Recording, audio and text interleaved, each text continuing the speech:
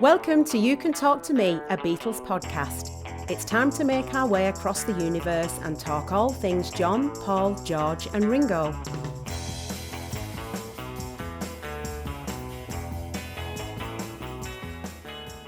Welcome along to a brand new episode. Michael Croker with you. This week we're talking all things Ringo. Sean and I sit down with Paul Verni, who plays Ringo in The Beatlegs. Paul's broad influences as a player and experience as a professional musician mean The Beatlegs have a drummer that truly knows his craft and is someone who has been recreating Ringo's exceptional work on stage for well over a decade. I began by asking Paul, just how long have you been playing the drums? Literally since I was 12. So Right. That was my first time I had my first drum kit. What's that? I don't even know. I'm bad at maths. So 45 since I was 12. It was a long time ago. Long time ago. In a galaxy far, far away. Yes. And Sean, you came to music through the drums too, right? Yeah. Can you tell us about that? Yeah, I think every musician goes to the drums first because it's the most accessible, it's easy, you can do it with Tupperware containers and spoons just to get your rhythm going. I used to air drum on my bed to songs and Beatles songs, and so by the time I could get on a kit, I knew what I was doing, if that makes sense. So yeah, from an early age, maybe 14, but always felt like I had the ability to play. In the bones. Yeah, but by 14, I was playing with Dad in Dad's band, and 16 playing in pubs and stuff like that. So yeah, drums originally. And what about you, Paul? When you eventually got a kit and you started playing, was music around home? All the time. Yeah, so I've been since I was a baby, like it's always like Renee and Renata. honestly, my dad was a massive Pink Floyd and Led Zeppelin fan. That was always happening, but it's always just Beatles as well. So I've been a fan since I was crawling or even born. Yeah, basically. And there was another one, African band called Osibisa. Oh yeah, Osibisa, 100%. Yeah, Really, really good live. Yeah, Osibisa are fantastic live. Just prog, percussion. and it's sort of like prog reggae in a funny kind of way. Yeah.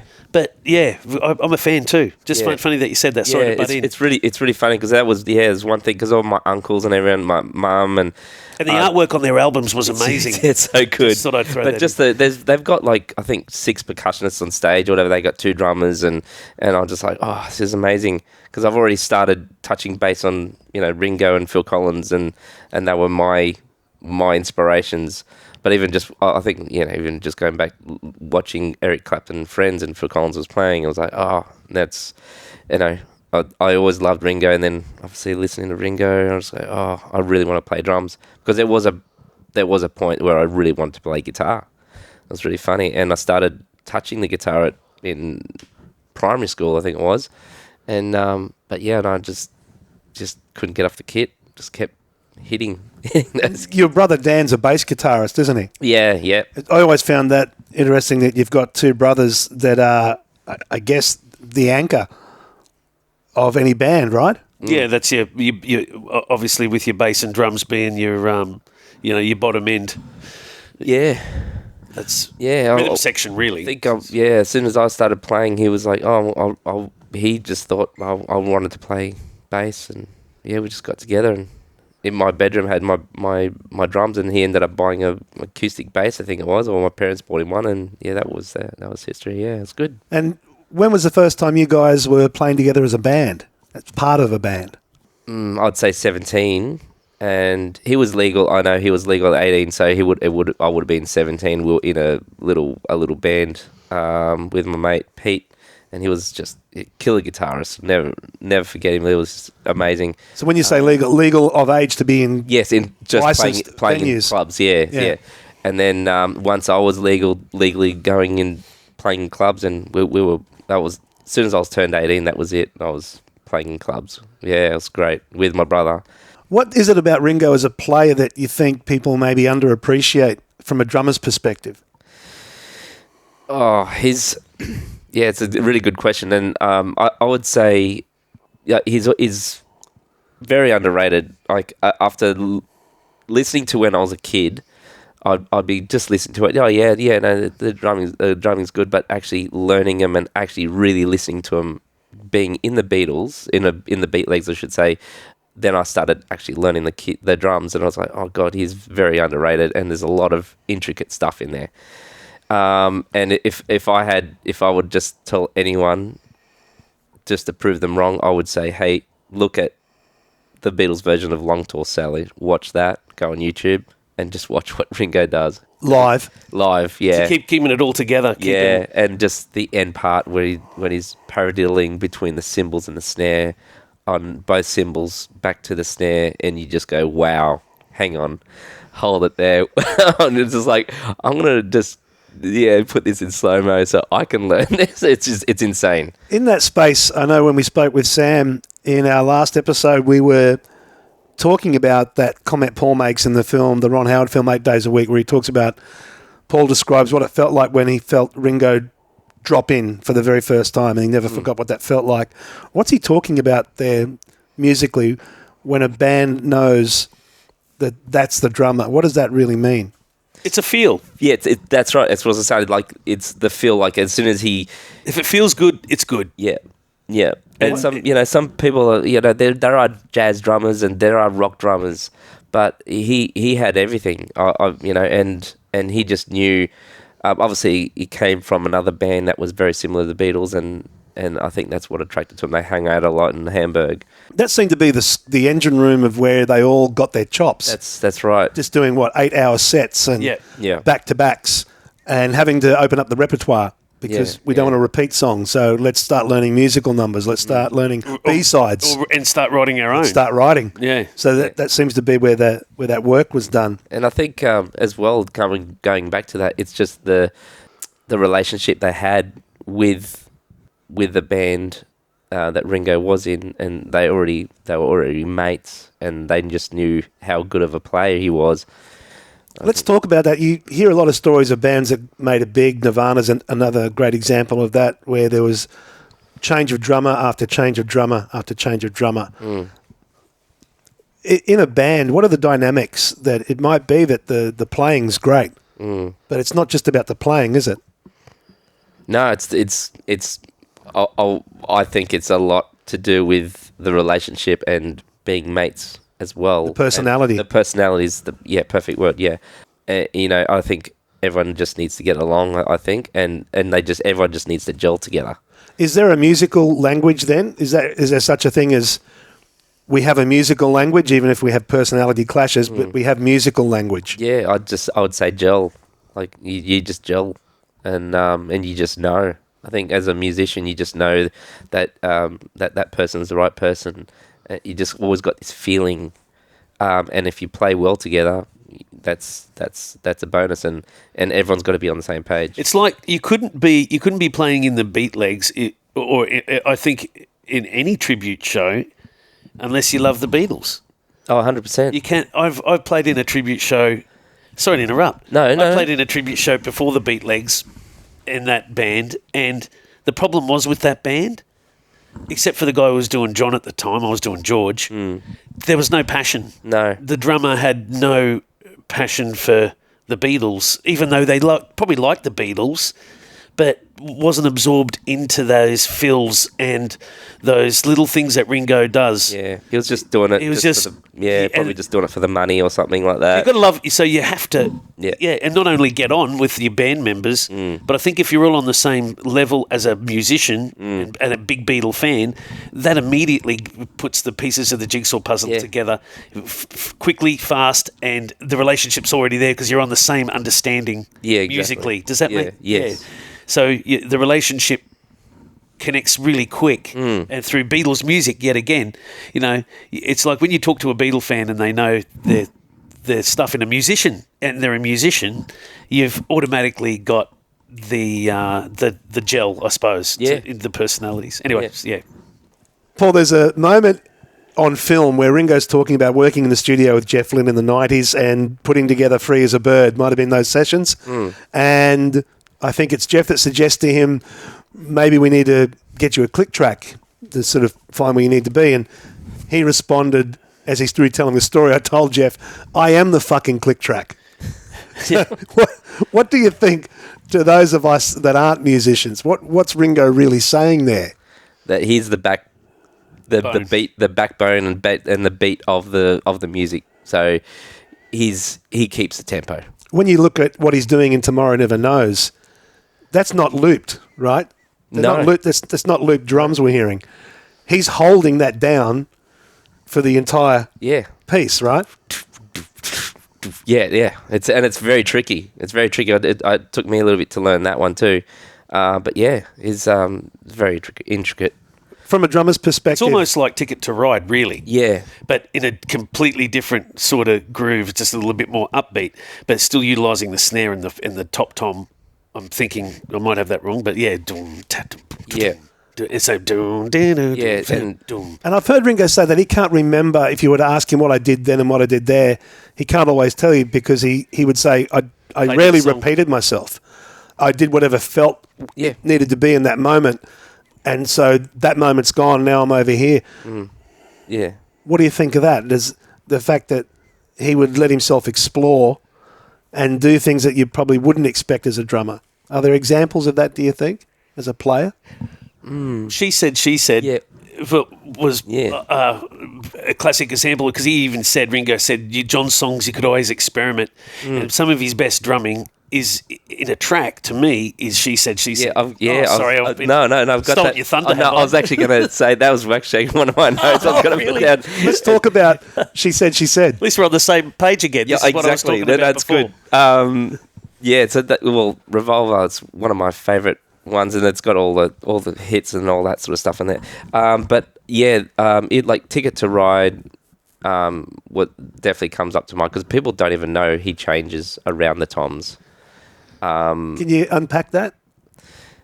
So it does go with the guitar, but then coming after the second verse, I think the rhythm changes.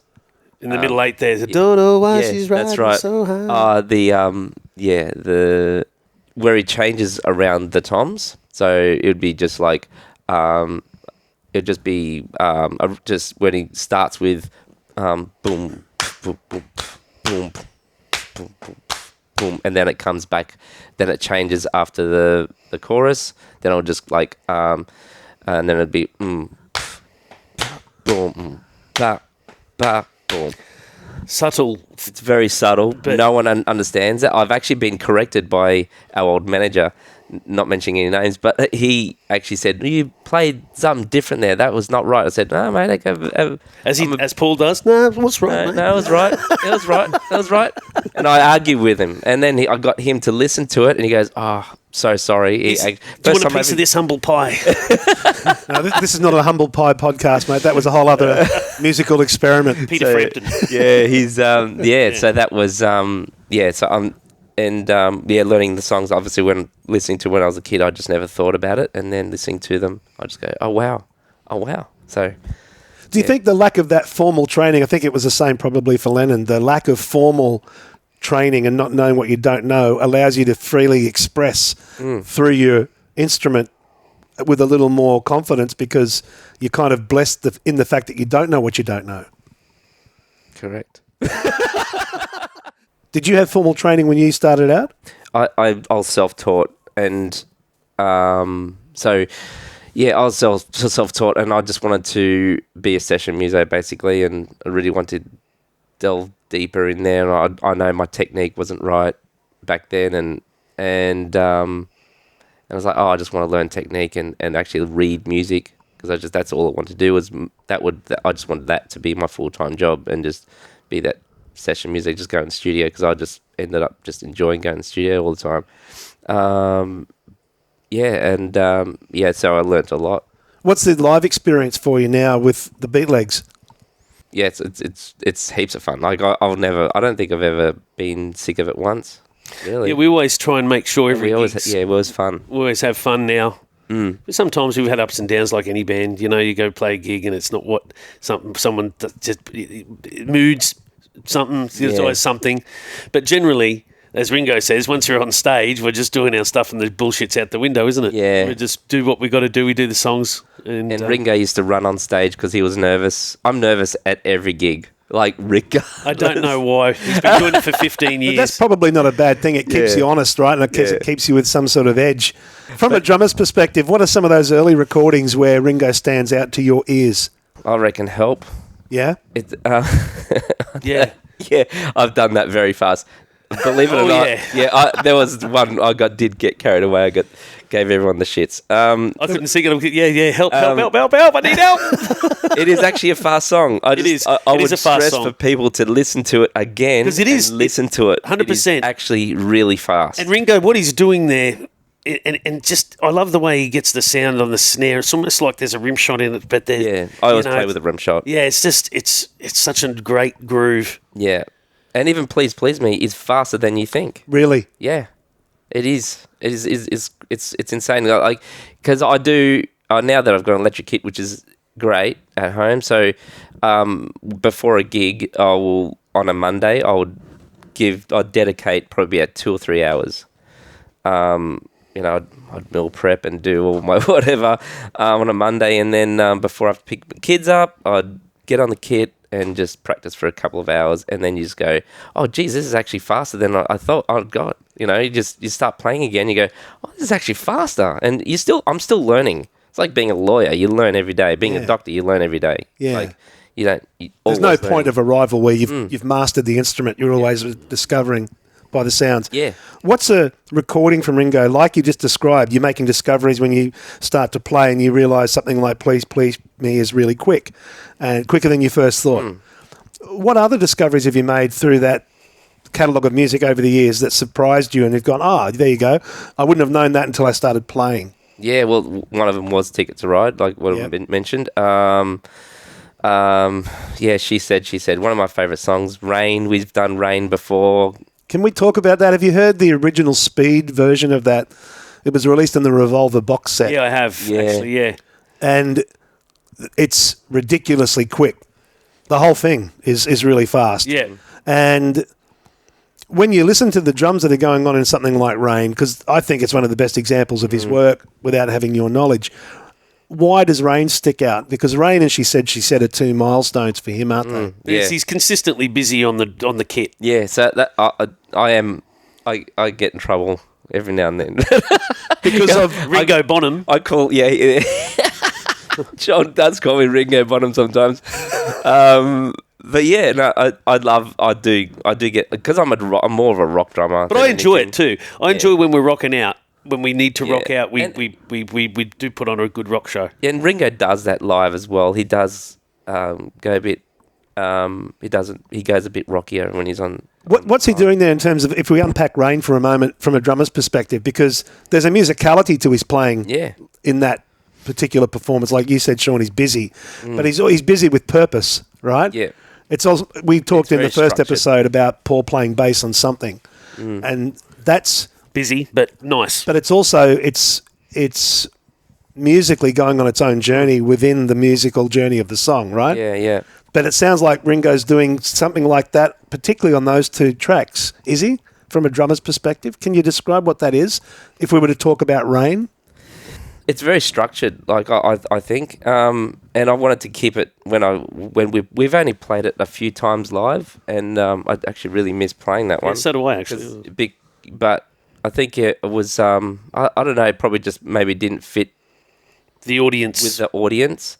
And why would you enjoy playing it? What makes that song? It's just because I love going around the kit, and I just love the structure of the song, and I love being busy. I do, like, sometimes it's a bit of a break from just playing straight a lot. So you said something there. If I'm not a musician, what does it mean when you say around the kit? Around the kit, sorry, just like fills, like as in, going from utilising the kit. Exactly. Is that part of the magic of what he's doing on Rain? Yes. 100%, So that's why drummers love it. Yeah. Because it's their own, even though it's the backbone of that song. And same with She Said. If you listen to She Said, Yeah, that's right. Everything's Yeah. I love the cymbal sound. It sort of washes. Yeah. He had the rivet, rivets and the cymbals. It's very important. Like it's almost like a splash. Yeah. But I don't mean a little splash. There's an 18-inch.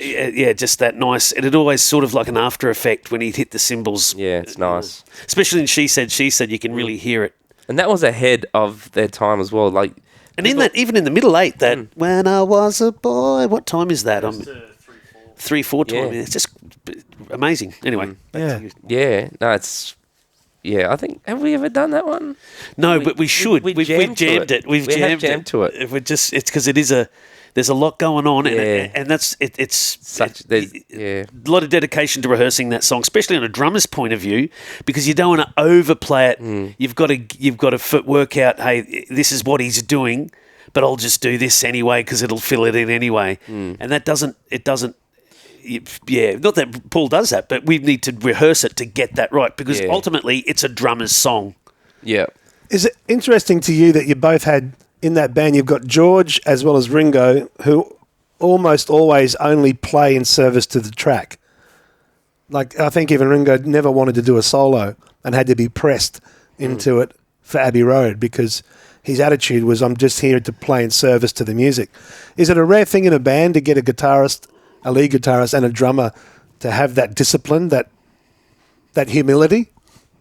No, I don't think so. No, it's a commonplace kind of thing to understand. I fit here and I serve here. Yeah. Oh yeah, 100%. Especially when you're doing Beatle music. No, exactly. Yeah, you've got to. You're either, like I said it before, you're either playing it right or you're not playing it right. There's not much in between. And obviously their personalities allowed for that, which is part of their strength. What's a Ringo track that you just love getting on stage and playing, that no matter where the set list is or how the audience is, you just know, this I'm going to enjoy? I actually love playing Got to Get You Into My Life for some reason. I never think, why? I always bring that up. It's just fun. It's just a fun song and happy song. And yeah, going back to, obviously, Rain was another one, which I really would love to play again. Even Saw Her Standing There. Look, there's quite a few. Yeah. I just love all the happy drivey songs. What about if you jump into the future of the band out of 63 and you get to Pepper? And I remember Phil Collins used to talk about how much he loved the restraint on A Day in the Life. Oh, Day in the Life, yeah, that's the change of time signature as well. That gets pretty tricky as well. Especially in the build-up when he's doing those fills. Yeah. Yeah. You know, it's really a lot of finesse there. Yeah, like he has... Yeah, he's influenced a lot of drummers today. Is he's the reason I started playing drums. Oh yeah. And if the truth be one of my 100% was my influence behind, because I could listen to his fills and yeah, that's right. Yeah. And all that. They're fun to play. Yeah, everything sort of has that nice flowing effect. I always loved his work on the White Album with Long, Long, Long as well. Yeah, for sure. Yep. And again, it's just very understated. It's been a long, long song. It's a long song. I love it. Yeah, I love it too. It's a lot. The White Album is actually really good. I think Revolver and the White Album definitely ones that I would go back to. But Revolver's definitely one of my favourites. Seems to be everyone's favourite. That is the album you go back to if you had to call it. It is Revolver. Revolver. Yeah. Good Day Sunshine. One of my favourite songs as well. Yeah, it's a great song. It's just so good. Like I think that album just kind of makes me happy. I think. Yeah. I don't know. If I'm in a good mood, I'd just put that on. It's just a killer album. You've got Funky Taxman starting it off too. It just comes in. Yeah. That's a funky song. I'm not a fan on playing that at all, but it's still a funky song. I do like. It's a very rigid beat. It's just playing it live, I think, is boring, but. Nothing's bottom. Yeah. It's a lot of dynamics in Taxman as well. Yeah, it is a great song. What is it about Revolver? Just going everything. It's everything is in one album. So Paul, tell me if I'm wrong. 1966 Ringo might be your favourite period of Ringo, do you think, or is that the beginning of Ringo coming off the back of, I Feel Fine in 65 and Ticket to Ride? and it's 66, we get Revolver. It's probably getting a bit more inventive with things like Rain, She Said, and then everything that comes after it. Yeah, he's gets a bit more in depth with being more of a rock drummer, like even Day Tripper. Yeah, I just love listening to him, his fills. Like it's very fast fills around Day Tripper. And it's just very tricky, I think. Paperback Rider. That's another real. That's a workhorse.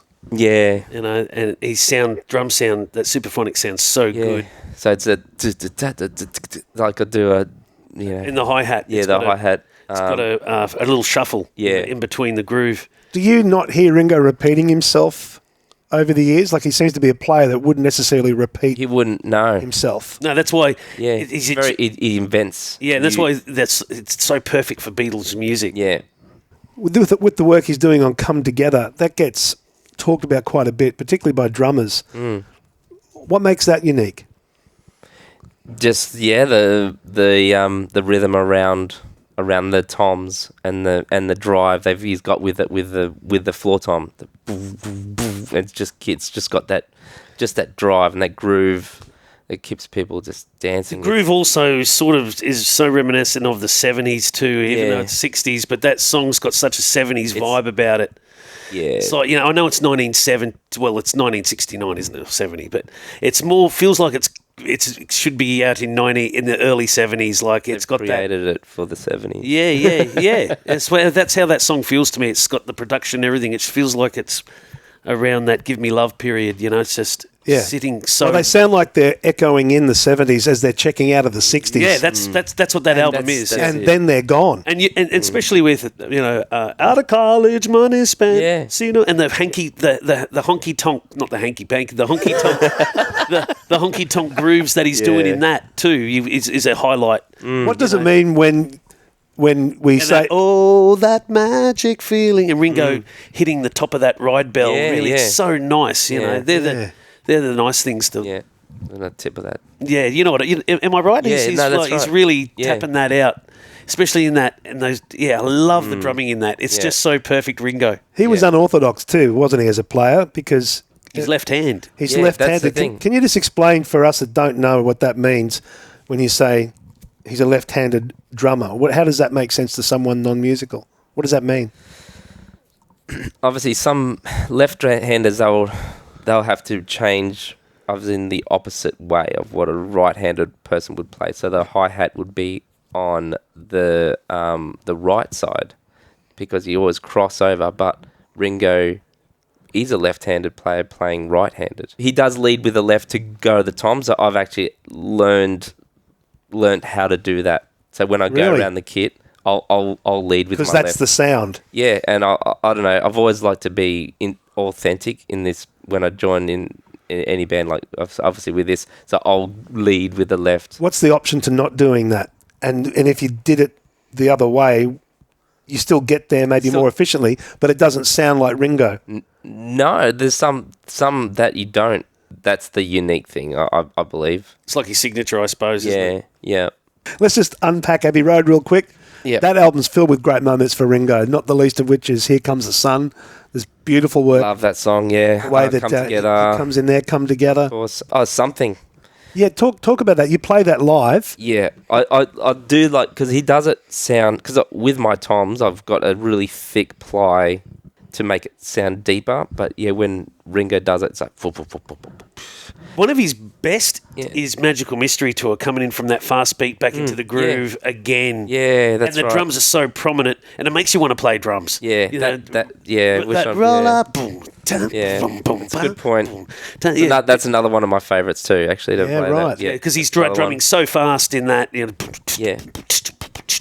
And then going into the... Actually, we did that and then live. slowing the groove down, getting that groove, sitting the groove again after the build-up again. Tan, dun, dun, tan. And then it slowly builds up again. It was good playing that live recently. Yeah, we did it last gig. Yeah, last gig, and we hadn't played it for probably, 3 years, 3, 4, 5 years? We didn't even rehearse it. I'm so glad they produced his drums... recorded them so well. Yeah, in early Beatles, when we were growing up in the 70s playing them on these records, the bass Well, the stereos at the time just didn't really deliver the bass. But you could always hear Ringo's drums coming out. Yeah. So nice. It's The box set re-releases have fixed a lot of that. That's right. You know, it's different now. Yeah, the drums and bass are right there, and you rediscover the songs. Yeah, it makes you want to listen to them all over again. But Ringo's always so prominent. Yeah, as well as George's solos, they were always prominent. You know. If people wanted to see you and get a quick look at Sean as well, there's a movie called Red. And it's Seriously Red, yeah. Seriously Red, is it? And it's an Australian movie that tells a story about a lady that works as a Dolly Parton impersonator. Yeah. Am I right? Yeah, that's right. Yeah. And there's a scene where the Beatlegs appear in a bar scene. Yes. And I With think a bunch of other tribute artists that are local to the Gold Coast, Queensland, Australia region where we are. And I remember when that film dropped up on Netflix and scanning through the scenes, and your face filled the screen as Ringo. And I thought, oh, there he is.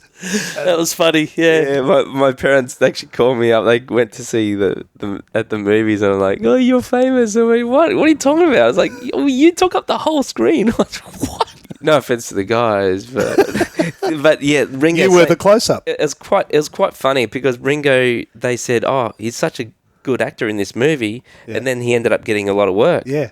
And the agent. That's funny. We were doing the movie, and you were doing the Ringo role from A Hard Day's Night at the Peppermint Lounge. We were supposed to be dancing, and she that was part of the thing, and we were just cacking up, and then we doing the. So funny, eh? God. Yeah, that was a really good time out. Actually, yeah. So the agent said, "Hey, oh, you did really well in that movie. Have you thought about acting?" And I went, "No, I'm always behind the scenes. Like, that's what I do in my day job as well." She goes, "Oh, you really should consider it." So I'm still getting emails on just a generic email on when there's a movie happening and well, can I just say, you have pumped this up so hard for anyone listening. Absolutely. They're going to jump back and look for that movie now. And all they're going to see is a smiling face. Does it? Yeah, going back. Yeah, maybe I should take up acting, but no. Well, hopefully we'll see you on the big screen soon again, Paul, and if not, we'll see you on stage with the rest of the Beatlegs. Thanks for having me. It's been fun. Yeah, and we'll see you down the road. Awesome. Bye-bye. We hope you enjoyed the show. You know the name, look up the socials. You'll find us on Facebook and Instagram where we can all come together. Make sure to like, comment, subscribe and spread the word. It all helps raise the profile of the You Can Talk to Me podcast. Thanks for listening.